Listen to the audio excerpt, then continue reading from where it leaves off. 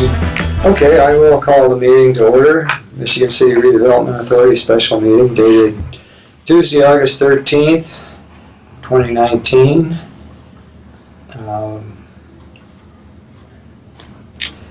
Here. You are Secretary Treasurer. Yes. Nick Walls, Vice President. Craig Phillips representing the city. I'm officially the secretary. I think I'm the acting secretary, if I'm not mistaken. Is that my title? Yeah. Okay. And the topic of discussion today will be the approval of double tracking project discussion and potential approval for the double tracking project redevelopment authority lease rental revenue bonds. Craig, do you want to? So I'm just going to have Randy start off, explain why we're here today, and I'd be able to answer any questions you have beyond that, I think, once Randy kind of goes over the I'll talk quickly. basis of this. So the Redevelopment Commission and the Common Council back in 2017 jumped on the double tracking bandwagon and approved of the city making a payment of just over $12 million, which will become part of LaPorte County's $18+ million commitment to the double tracking project. LaPorte County is kicking in the balance of $6 million.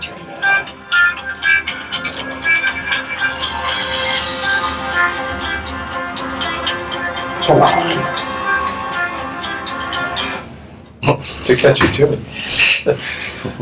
Everybody else in the world has it too. It gets confusing. So Sorry about that. No. So the LaPorte County is putting in $18 million, and then St. Joe County is putting in its $18 million, and Porter County is as well, right? Porter County and Lake County are through the RDA. Through the RDA, right? And so that was 2017. Double tracking was in its infancy in terms of the approval process. Fast forward to now, in fact, back then the thought was that the money would have to be paid by the end of 2017, and that didn't happen. NICD and the state have worked diligently with the feds to move the process along, the approval process at the federal level. Last year the state kicked in another $205 million when the feds came back and said that the percentages were skewed and that the locals, meaning the state and local government, had to pick up more of the cost. And so the state kicked in the $205 million.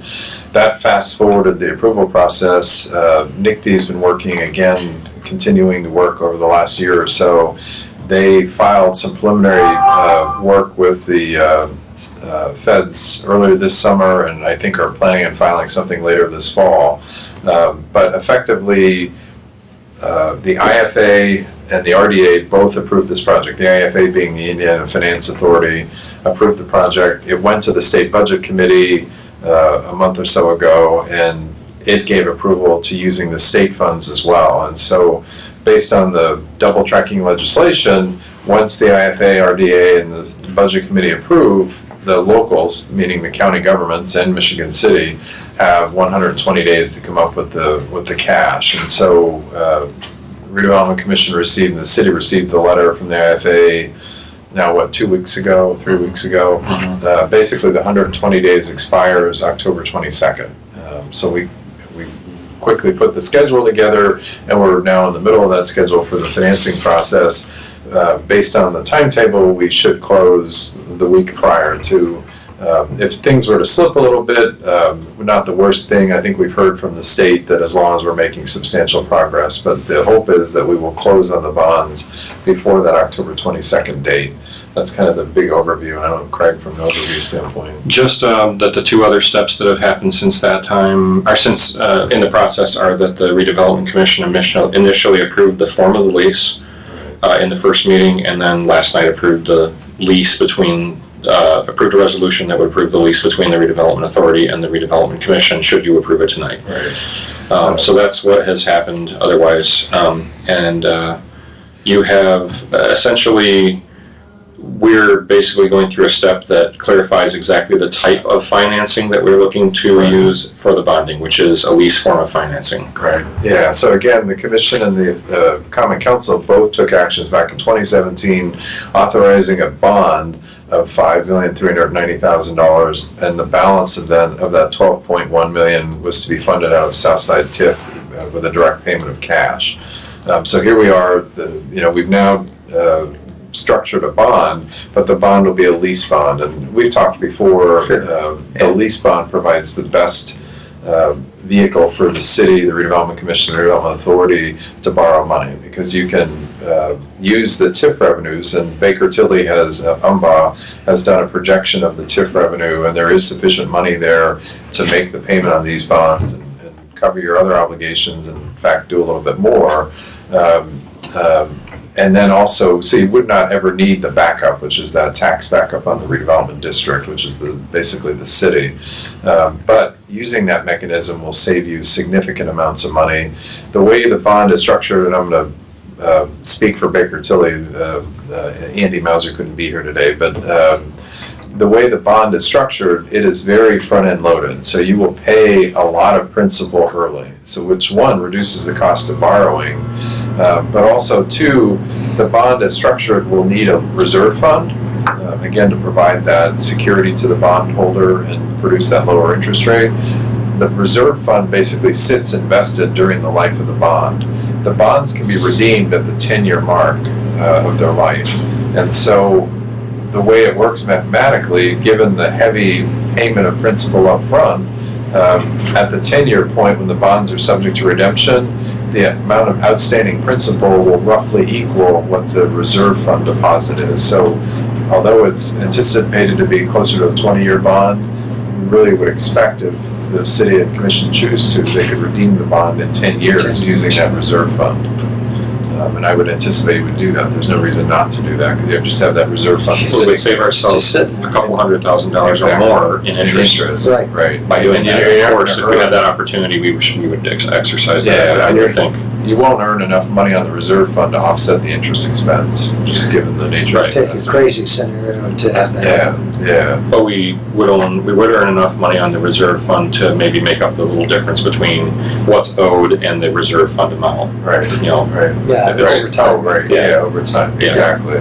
So the hope is within 10 years these bonds will be paid off. But as I said, the way it's been structured, in part because you've got TIF areas that'll be rolling off as time goes on, and so the idea was to pay as much principal as you can, and that really, it was necessary to do that, and then that resulted in, oh look, we can pay these bonds off early. So the lease is structured currently, and like I think we talked before, with a maximum lease rental and a maximum lease term. So the maximum lease term is 22 years, the maximum lease rental is $750,000 a year. Once the bonds are sold, in early October, late October, mid-October, the lease rental will be reduced and the bond term may be reduced, but the lease rental will definitely be reduced. The lease term will be reduced as well. We're not going to do 22 years. It's more likely 19 or 20. But we want to have parameters so that as we go through this 60-day approval process, we don't have to start all over again. Sure. And so that's why what's before you is the 22 years and the 750. And isn't it correct that what's being proposed, this lease, unlike in other cases where we've done a lease bond, we were beginning to make payments on something that had yet to be constructed.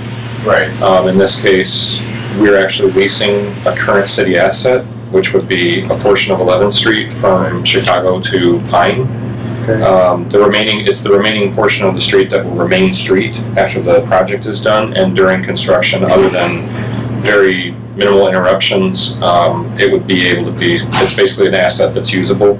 That allowed us to start making payments on the bond immediately, as opposed to waiting until something is constructed like we've always done in the past. You don't have capitalized interest, which is... So there's no capitalized interest. You're not So we borrowing save on money. top Terrific. as a result of that. Pretty creative. Yeah. We were pretty impressed with what Baker Tilly put together. Yeah. And that's why we outlined that here, Mm-hmm. so that everybody understands the unique nature of this bond request. No, that's what Andy and I talked early on about. Could we lease an existing asset? Yes, we can, and so that just helped. And saved us a significant amount of money. Right. And capitalized interest. I should have said capitalized interest in this, but essentially that's what it is. Yeah. The process will be, so if you adopt resolution tonight, goes before the Common Council next Tuesday. Hopefully they will adopt an approving resolution, which again is, they did this 2 years ago. We're now just dotting i's, crossing t's with respect to the specific financing mechanism. So, you know, it would, and it's the same council effectively. I mean, it's the same people voted for it 2 years ago. With the exception. There are three that are not. Oh, three? Three members are, two. we're not on the board, we're not on the board at the time. Okay, Or not on the I council. was gonna say two, but okay. Yeah. I believe it was three. But as Craig said, I mean, last night's presentation, the economic development opportunities for Michigan City, the jobs, wages, Housing. may go up, but I heard you talking about it. You know, people may be unhappy if their property values go up. But, All they're thinking about is paying taxes. But we would just go through the balance of the approval process. Once we get past the council, then we publish a notice, and then, you know, we were looking at a meeting of the authority and the commission around September 3rd. It doesn't have to be exactly September 3rd, but they would both be special meetings. We definitely would need to do something. Well, actually, we can talk, but when the regular meeting of the commission is in September, I think it's the 9th. Yeah, so we could maybe do it at the regular meeting. I'll have to look at the calendar again, now that I'm just looking at that. But so we would need one more authority meeting to actually approve the issuance of the bonds and approve all the documents, et cetera. So we're looking at that in early September, sell bonds late September, early October, and then close by mid to late October. How does this mess with the feds and the Fed approval? So what will happen is all of the local money is supposed to be committed, and when I say local, it means all of the county money and the state money. Yeah. And with that, then there'll be a final submittal. Well, a lot of submittals to the feds, engineering, et cetera, property acquisition, all that has to happen. As I understand it, the approval from the feds will only come after the engineering is effectively done. They want to approve a final project, Sure. but they don't want to start the approval process without knowing that the local money is committed. So that's why we've got to jump through all these hoops. Once the feds do give approval, which I think is supposed to happen in early 2021, the bid letting and construction would begin later that year. So, you know, we do our thing here in the fall. That allows the final submittals to be made for an approval. Which will allow them to enter into engineering and property acquisition. Exactly, yeah. And then the feds will give their approval spring of 2021 with construction to begin soon thereafter. Yeah, just the only question I have, what if the feds don't approve the thing? No, that's the risk. In today's world, who knows? Yeah, that's the risk for for everyone. Yeah, the same risk for everybody. It is. I mean, I will be upfront.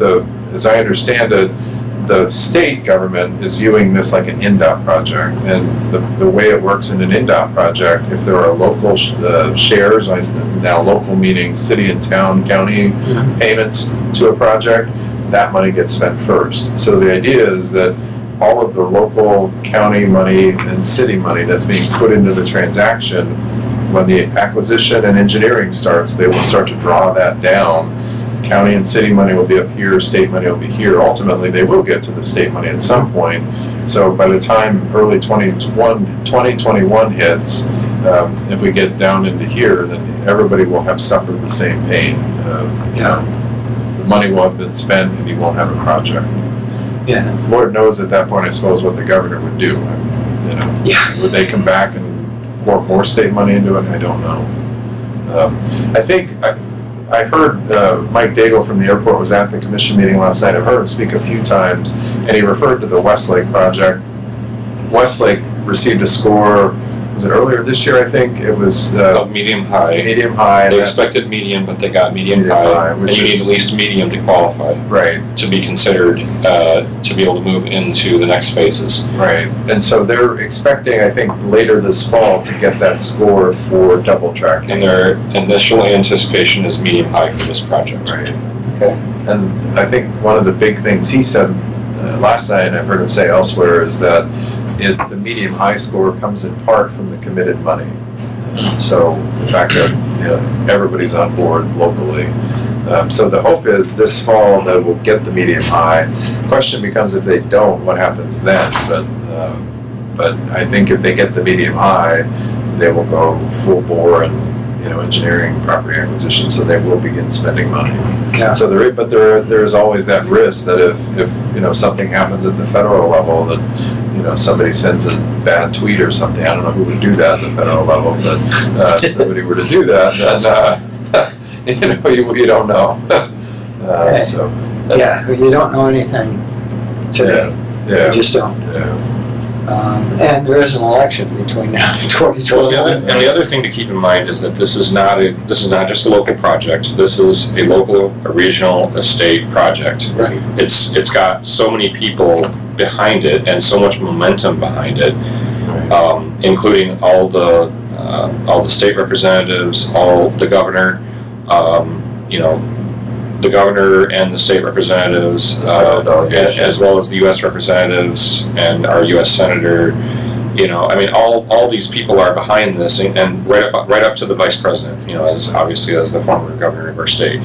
So there's a lot of people that are behind this thing, pushing this forward, and the likelihood of approval is pretty high because of all that momentum behind it. It's not just one group proposing a big expenditure of federal dollars. It's a coalition of people that are coming to the feds asking for this money. Yeah, and I think, too, given just the demographic of Northwest Indiana, from here to Chicago, a change in political party and control shouldn't make any difference to this project. And hopefully with a project with this much momentum. Right. I mean, that would be my guesstimate. And it has bipartisan support. Congressman Miskolowski, for example, is wholeheartedly behind this project. Sure. And I know that he is working obviously behind the scenes, with his colleagues to see that this is, able to come to pass. And I know he has strong connections with people that are on the Transportation Committee, and he's been on the Ways and Means Committee, and there's a lot of power behind this this effort. So.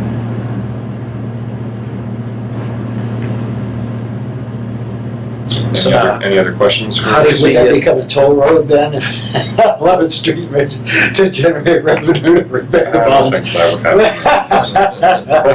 happen. No, I don't think so. Maybe we could lease it to a Georgian firm or something. We don't have any plans for doing that. The reserve account, how much are we going to have to set aside in that reserve account?